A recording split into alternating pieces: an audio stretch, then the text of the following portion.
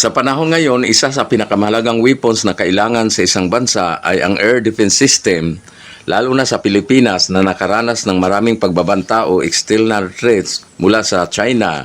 Pero bago tayo magpatuloy, huwag niyong kalimutan pindutin ang subscribe button para lagi kayong updated.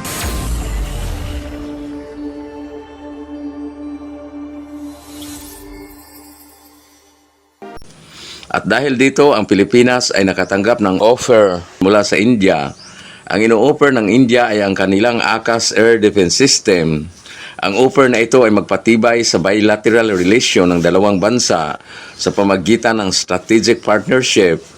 Philippines is in discussions with India regarding the potential acquisition of an indigenous medium-range surface-to-air missile system. This move is aimed at replacing the aging MIM-23 improved Hawk batteries, which the Philippine Air Force has been operating since the 1990s. Ang usapin na ito ng ACAS missiles ay naganap kasunod ng matagumpay na delivery ng BrahMos missiles. Unang na-report noong 2022 na ang Philippine Navy ay interesado sa pagbili o pagkuha ng ACAS Air Defense System para sa kanilang coast-based air defense project na kung saan kasama din ito sa pagkuha ng BrahMos missiles sa ilalim ng coast-based anti-ship missiles project. Ibig sabihin, magkasama pala itong BrahMos anti-ship missiles at ang ACAS Air Defense System na una lang na-procure ang BrahMos missiles. Itong ACAS Air Defense System ay isang state-of-the-art missile system ng India at kaya nitong pigilan lahat ng mga aerial threats at ayon pa kay Lieutenant General Roy Galido na ang pag-acquire para sa air defense system ay mayroon na itong nakalaan na budget. Kaya sigurado na ito, ang hinihintay na lang ay ang final decision ng Armed Forces of the Philippines and Department of National Defense kung anong uri ng missiles ang gagamitin o bibilhin. Kung matatanda natin, ang unang air defense missile system ng Pilipinas ay nakadeploy sa Philippine Air Force. Galing ito sa Israel Elbit System. Ito ang Spider Air Defense System na kung saan bumili ng 3 battery ang Pilipinas. At ang Israel ay kalyadong bansa rin ng Pilipinas at maraming mga weapons at equipments ang binili ng Pilipinas mula sa Israel gaya ng Atmos 300, isang self-propelled howitzer at ang mga fast attack craft gaya ng Sheldog Inky 5 na ngayon ay naging Asiro class at ang Sabra light tank ay galing din sa Israel. Lahat ng mga ito ay galing sa Israel. Kaya mahirapan ang Armed Forces of the Philippines at ang Department of National Defense sa desisyon kung anong pipiliin nila. Kasi pareho lang maganda ang mga weapons na ito Lalo na itong ACAS. Pag natamaan ka ng ACAS, siguradong maubos lahat ng GCAS mo. Dahil matindi ito na surface-to-air missiles. Ito yung ginagamit ng India laban sa Pakistan nung nagkaroon sila ng gera. At ang nakaganda pa ng ACAS ay kaya nito magkarga ng 60 kilo na warhead. At may range ito na aabot sa 80 kilometers at may speed ito na matulin dahil aabot sa Mach 0.8 habang ang Spider Air Defense System ay 23 kilo lang ang kaya nitong makarga na warhead na ginamitan ito ng Phaeton 5. Ang Derby ay may bigat na 11 kilo habang ang Phaeton 5 ay may bigat na 5 kilo warhead. Ang range ng dalawang missiles ay pariho lang naman. Ang Spider ay aabot rin sa 80 kilometers. Pero sublang matulin ang speed ng ACAS kumpara sa speed ng Spider dahil ang speed ng Spider ay Mach 4 lamang. Kaso lang mas mahal ang presyo ng ACAS, nasa $200 million para sa 3 battery, samantalang ang presyo naman ng Spider ay nasa $140 million sa 3 battery.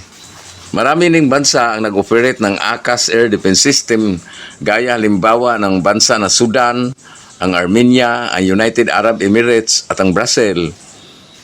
At ang South Korea din ay nag-o-offer din ng kanilang missiles para sa Pilipinas at mayroon ng mga diskusyon na naganap. Ang ino-offer ng South Korea ay ang kanilang Chunmo tactical missiles. Isa itong anti-ship ballistic missiles na ginagamit sa K239 Chunmo MLRS na gawa ng Hanwha Group, South Korea. Ayon sa Hanwha na kaya nilang mag-deliver ng weapons sa 2028. Ang Chunmo Tactical Ballistic Missiles ay magpalakas ng maritime defense ng Pilipinas at mapahusay ang coastal and defense capability ng bansa sa West Philippine Sea. May range ito na abot sa 160 kilometers at kaya nitong pasabugin at palubugin ang barko na may layong 160 kilometers. Ang Tsumno ay may range ito na hanggang aabot sa 500 kilometers. Ito yung bago nila ngayon.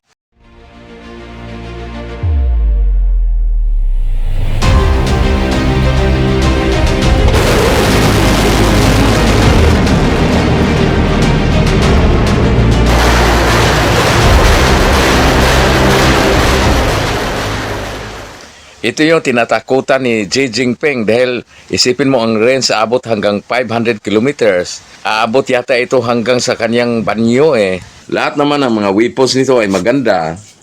Kaso lang sa presyo lang sila magkatalo eh. Dahil mas mahal talaga ang Tsumno anti-ballistic missiles.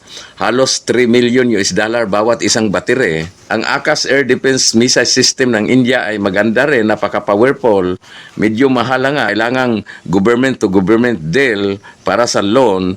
Ang mga weapons na ito ay kailangan talaga sa Pilipinas ngayon dahil kulang ang Pilipinas sa mga missile system. Kung sa bagay, kung ikumpara mo 20 years ago, napakahina ng Armed Forces of the Philippines dahil walang missiles kahit isa.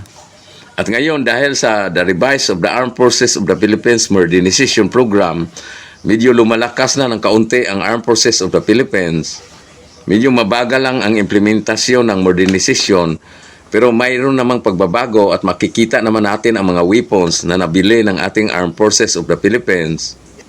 Di gaya ng DPWH na ang laki ng budget, halos trilyon piso, pero maraming ghost project, wala kang makikita. Sa Armed Forces of the Philippines, walang ghost project. Lahat makikita mo kung anong nabibili. Bahala na kung na-overprice ba o hindi. At least walang ghost project. Hanggang sa susunod, maraming salamat.